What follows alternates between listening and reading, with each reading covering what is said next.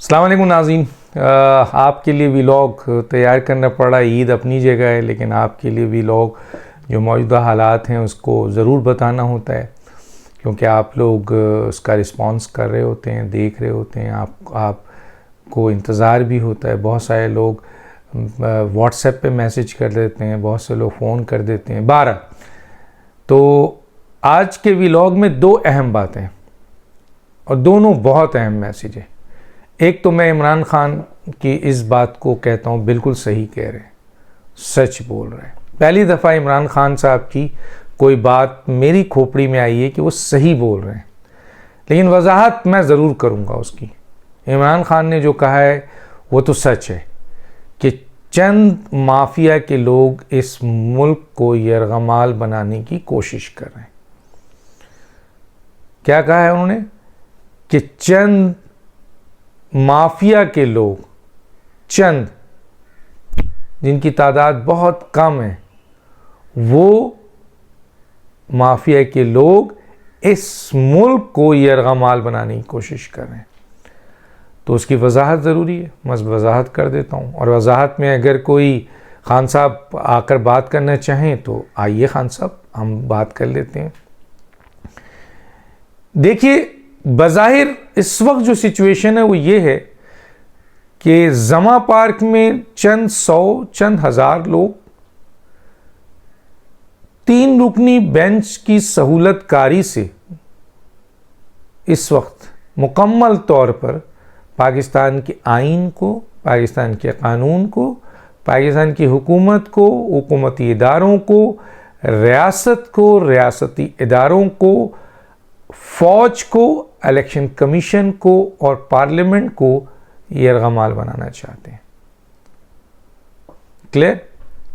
तो इमरान खान साहब की ये बात तो सही है कि चंद माफिया के लोग इस मुल्क को यरगमाल बनाना चाह रहे हैं, और मैं वजाहत कर रहा हूँ कि इस वक्त मौजूदा हालात में चंद हज़ार, चंद सौ जो जमा पार्क में लोग हैं वो 3 सहूलतकारों के ज़रिए, 3 सहूलतकारों के ज़रिए पूरी के पूरे निज़ाम को, पूरे के पूरी हुकूमत को, हुकूमती इदारों को, रियासत को, रियासती इदारों को, फ़ौज को, इलेक्शन कमीशन को और पार्लियामेंट को यरगमाल बनाना चाहते हैं।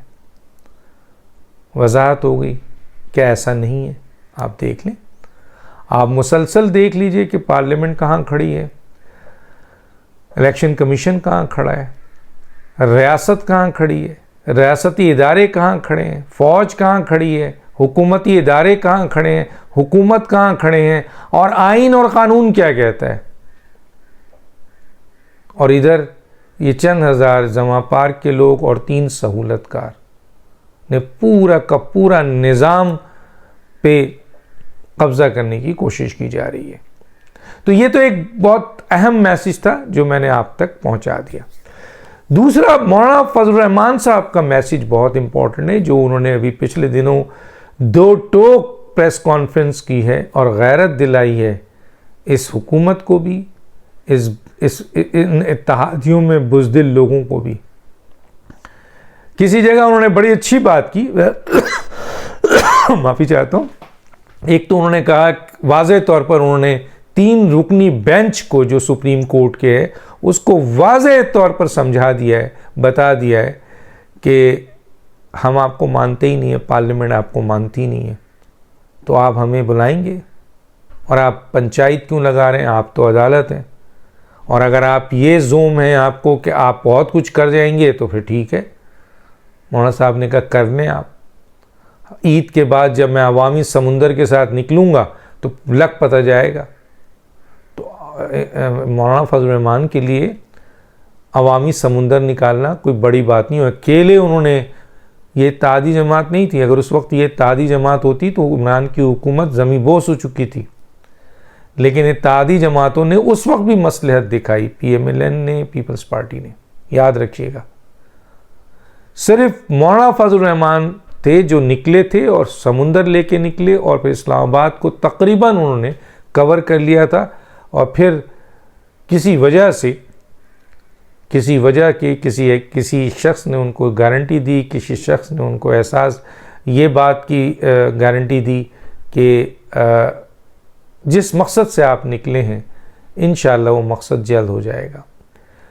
तो वो मौलाना फजल रहमान वहाँ तक लाना था उनको मार्च, तो और दिखा दिया उन्होंने अवामी समुंदर को। तो अब उन्होंने फिर कहा है कि ईद के बाद अगर ये 3 रुकनी बेंच अनकॉन्स्टिट्यूशनल और अनलॉफुल फैसले से बाहर नहीं आती है और एक जमात के लिए सहूलतकारी करती है, ये स्टेटमेंट है उनका, मैं कोट कर रहा हूँ उनका स्टेटमेंट मौलाना फजल रहमान का, तो और हमें धमकी देती है, तो फिर हम भी अवामी समुंदर लाकर बताएंगे कि क्या होता है और हम किसी के रोब में नहीं आते।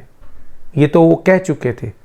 लेकिन इस दुनिया में मलामत हो रही है, लानत मलामत दी जा रही है मौजूदा हुकूमत को। हुकूमत में तो पीपल्स पार्टी भी है, हुकूमत में तो JUI भी है, हुकूमत में तो और दूसरी इत्तेहादी हैं, लेकिन लानत मलामत PMLN के लोगों को दी जा रही है। क्यों दी जा रही है? इसलिए कि एक तरफ वज़ीर आज़म अपनी फेडरल हुकूमत के साथ इस 3 रुकनी बेंच को मानने को तैयार ही नहीं है। तो जब आप 3 रुकनी बेंच को मानने को तैयार नहीं है तो फिर उसके हुक्म पे अपने वज़रा को आप कैसे अदालत भेज रहे हैं? ये सवाल उठ रहा है। और ये सवाल भी उठ रहा है कि PTI PDM के आप हिस्सा हैं। मौलाना फजल रहमान जो PDM के सरबराह हैं, उन्होंने दो टोक प्रेस कॉन्फ्रेंस में कहा कि इमरान खान से हमारी कोई बातचीत नहीं होगी, किसी सूरत में नहीं होगी। वो नाकाबिले भरोसा इंसान है, उसकी जमात एक माफिया है, तो हम किसी सूरत में बात नहीं करेंगे। इधर मरियम नवाज साहबा का दो टोक ऐलान होता है। जाहिर है मरियम नवाज साहबा नवाज शरीफ की इजाज़त के बगैर कुछ नहीं बोलती, तो उन्होंने दो टोक ऐलान किया कि इमरान खान की जमात से किसी किस्म की बात नहीं होगी। लेकिन हम देखते हैं कि वज़ीर आज़म ने 3 रुकनी कमेटी बनाई है, हुकूमती 3 रुकनी कमेटी। फिर मैं एक और इसको और आगे बढ़ाता हूँ। इत्तेहादी हुकूमत की 3 रुकनी कमेटी में 3 अफराद, तीनों PMLN।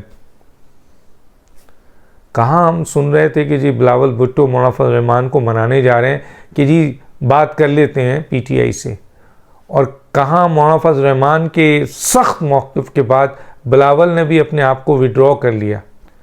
लेकिन शहबाज शरीफ अपने 3 नुमाइंदों को लेकर बात करने के लिए तैयार हो गए। क्यों? किसी ने बड़ी अच्छी बात की है, इसलिए कि ये 3 वज़ीर भी वही हैं और वज़ीर आज़म भी वही हैं जो अपनी हुकूमत बचाना चाहते हैं कि कुछ भी हो जाए, मसलहत हो जाए, बातचीत हो जाए, PTI पीछे हट जाए और इलेक्शन थोड़ा सा आगे हो जाए और इस तरह से ये जो 3 रुकनी बेंच है ये आगे बढ़ने से रुक जाए और हमारी हुकूमत सेफ हो जाए। इन्हें ये नहीं पता कि इनकी मुज़ाकरात इमरान खान से हो रहा है, जिसका यानी ठोस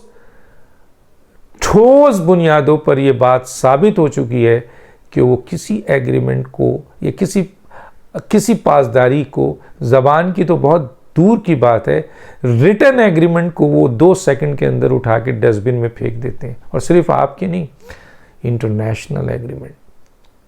और मैं उसका वजाहत कर देता हूँ।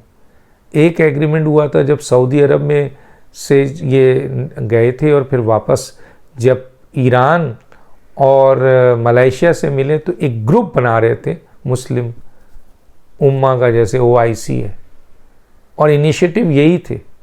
उस पर तैयब अर्दगान और मलेशियन वज़ीर आज़म ने इनके साथ एग्री किया और इस सिलसिले में काम शुरू हुआ। और क्योंकि ये फाउंडर थे तो इनको कहा गया कि आइए, लेकिन जब ये सऊदी अरब पहुँचे तो वहाँ से कहते हैं कि इस किस्म के किसी ग्रुप के साथ मैं नहीं हूँ। उधर कहते हैं कि जी OIC के साथ, OIC सही नहीं है, OIC एक मुल्क को रिप्रेजेंट करती है, यानी सऊदीया को रिप्रेजेंट करती है, और सऊदीया इस बात पे बहुत नाराज़ भी हुआ था एज ए वज़ीर आज़म। और जब ये सऊदी की तरफ गए किसी बुनियाद पर, इस पैसा चाहिए था, बता देता हूँ, तो आर्मी चीफ ने वो हालात पैदा किए थे उस वक्त के कमर बाजवा ने। जब ये गए वहाँ तो वहाँ पर फिर उनको बयान अपना बदलना पड़ा, एकदम यू टर्न इंटरनेशनली, कि नहीं जी किसी और OIC की मौजूदगी में किसी और ऑर्गेनाइजेशन की ज़रूरत नहीं है। ये IMF का एग्रीमेंट, ऐसे कई एग्रीमेंट हैं जो इंटरनेशनली इन्होंने ख़ुद सुबुतास किया। फिर पाकिस्तान में आज ये इत्तेहादियों के साथ जो हुकूमत बनाते हुए रिटर्न एग्रीमेंट, तहरीक लब्बैक के साथ रिटर्न एग्रीमेंट, उसका क्या असर हुआ? तो क्या ये शहबाज शरीफ साहब और ये 3 वज़रा पाकिस्तान की कौम को ये बताएंगे कि इमरान खान के साथ जो मुज़ाकरात करने जा रहे हैं, जिनका एक्सपीरियंस बताता है कि किसी रिटर्न तो किसी कोई वादा जो उन्होंने ज़बानी किया उसको तो छोड़िए, रिटर्न वादा और एग्रीमेंट की पासदारी उन्होंने की है जो आप उनसे करने जा रहे हैं। तो ये एक बड़ा मैसेज है जो मौलाना फजल रहमान ने दिया कि कमज़ोर सियासी जमातें अपनी कब्र खोद लेती हैं। उन्होंने कहा कि माजी में पीपल्स पार्टी की कॉम्प्रोमाइजिंग पॉइंट ऑफ व्यू ने उनको नुकसान पहुंचाया, मुल्क की सबसे बड़ी सियासी जमात थी। और मौलाना फजल रहमान ये कह रहे हैं, जो मैंने पढ़ा है अभी, कि PMLN वही किरदार अदा कर रही है। अब वो PMLN को कहते हैं, मजबूरी इसलिए कि PMLN में इस वक्त 2 ग्रुप हैं। एक ग्रुप किसी भी सूरत में कॉम्प्रोमाइज़ नहीं चाहता और वो नवाज शरीफ, मरीम नवाज साहिबा का ग्रुप है, और उसके साथ PMLN के और बहुत सारे मिनिस्टर्स और सीनियर मेंबर्स हैं। लेकिन वज़ीर आज़म और ये चंद वज़रा जिनको वजारत मिली हुई है और ये वज़ीर आज़म को वज़ीर आज़मशिप मिली हुई है, ये भी तो PMLN के हैं। आप ताज्जुब होंगे कि हुकूमती इत्तेहाद के जो 3 रुकनी कमेटी बनी है उसमें तीनों PMLN के वज़रा हैं, यानी सब ने अपने आप को अलग कर लिया। तो मौलाना साहब का ये कहना है कि जी ये कमज़ोर और कॉम्प्रोमाइजिंग सोच ऐसे मौके पे जब यहाँ पर इस तरह की तलवार, खुली तलवार लेकर काटा जा रहा हो, वहाँ अगर गर्दन पेश की जाएगी तो गर्दन कटेगी, उनका ये कहना है। और मैं उसको आम लफ्ज़ों में कहता हूँ कि वज़ीर आज़म समेत ये चंद वज़रा PMLN की कब्र खोद रहे हैं। ये याद रखिएगा ये जुमला, ये बुज़दिलाना अमल, ये नाकारा अमल, ये 1 साल का नाकारा अमल, ये बुज़दिलाना अमल और हुकूमत से चिमट के रहना और हर लिहाज से कॉम्प्रोमाइज़ करना और आइन और कानून और इख्तियारात, रियासत, हुकूमत, फ़ौज, इलेक्शन कमीशन, पार्लियामेंट साथ होने के बावजूद बुज़दिलाना अमल करना, ये आइंदा चल के मौलाना साहब की इस बात को तक़वियत पहुँचती है कि PMLN को बहुत नुकसान होगा, जिस तरह एक ज़माने में पीपल्स पार्टी को हुआ था। और मैं उस जुमले को आप तौर पे कह रहा हूँ कि PMLN की ये कब्र खोद रहे हैं। आने वाले वक्त में यही चंद अमल, क्योंकि एग्रीमेंट में ये बैठेंगे और जो होगा वो सबको पता है, उसके बाद क्या जवाब देंगे ये, और इमरान खान इनको जिस तरीके से घुमा के मारेंगे वो दुनिया देखेगी, पूरी दुनिया। और फिर उस वक्त कह रहे होंगे कि ये तो वादा खिलाफ है, ये तो फला है, ये तो ऐसा है। ओ भाई, ये सब बातें तो तुम पहले कर चुके हो, सिर्फ अपनी हुकूमत को तक़वियत देने के लिए, अपनी इतनी अहम और पार्टी को जो इस वक्त एक बड़ी पार्टी थी, बहुत बड़ी पार्टी थी, मौजूदा हुकूमत ने इसको बहुत बुरी तरीके से मुतासिर किया है। और ये इसका अमल बुज़दिलाना और ये कॉम्प्रोमाइज़ी अमल बकौल मौलाना फजल रहमान के PMLN को बहुत बड़ा नुकसान दे जाएंगे। और मैं ये कह रहा हूँ कि ये अपनी खबर खोद रहे हैं। आने वाले, अगर यही अमल रहा तो आने वाले पंजाब में PMLN को टिकट लेने वाले लोग शायद ना मिलें। याद रखिएगा, ऐसे हालात ये ख़ुद पैदा कर रहे हैं। और बाकी जो है वो एक चीज़ें, इमरान खान ने जो टिकट बांटा है इसके ऊपर थोड़ा सा बोल दूं मैं कि PTI के अंदर कई ग्रुप हो गए हैं, और ये होने थे क्योंकि वहाँ पर तंजीम तो है नहीं, ये सब चीज़ें तंजीम संभालती है। वो तो सोशल मीडिया से इमरान खान कंट्रोल करते हैं और उनको सोशल मीडिया में ये नज़र आता है कि 80% पाकिस्तानी उनके साथ हैं। लेकिन जब अमल आता है, लॉन्ग मार्च आता है, जब जलसे आते हैं, जब धरना आता है, जब आपके जेल भरो तहरीक आती है, तो चंद 100 चंद हज़ार लोग निकलते हैं। और अभी भी जमा पार्क में जो लोग थे वो चंद हज़ार थे, लेकिन क्योंकि हुकूमत ने बुज़दिली दिखाई इसलिए आज फिर वो शेर है। हाँ, उनको जो सहूलतकारी मिल रही है वो बहुत बड़ी ताकत बना दी गई है। और अगर आज जब पार्लियामेंट और हुकूमत आपके 3 रुकनी बेंच को वाज़ेह ऐलान कर चुका था, अगर अपने मौक़िफ़ में कायम रहते हैं तो ठीक, नहीं कायम रहते हैं तो याद रखिएगा आज मेरी बात, इतना जूता खाएगी ये हुकूमत, इतनी जूते खाएगी कि इसका कोई मोल नहीं होगा। डॉक्टर दानिश को याद दीजिए। अल्लाह हाफ़िज़।